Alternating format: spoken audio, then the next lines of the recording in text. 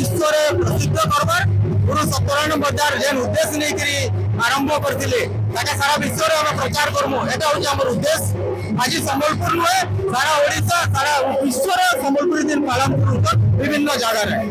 पूरा पश्चिम ओडिशा नुहे पूरा भारत रे ही वर्तमान आ एटा मूल करितला किए बेले जेन माने संबलपुरिया और जेन माने संबलपुर रो संबलपुरी दिन के आयसन तांको मानको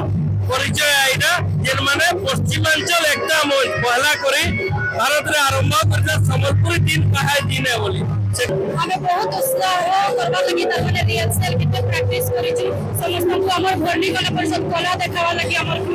बहुत खुशी अछन हमको एटा सुजोग मिले दिबा लगी। धन्यवाद।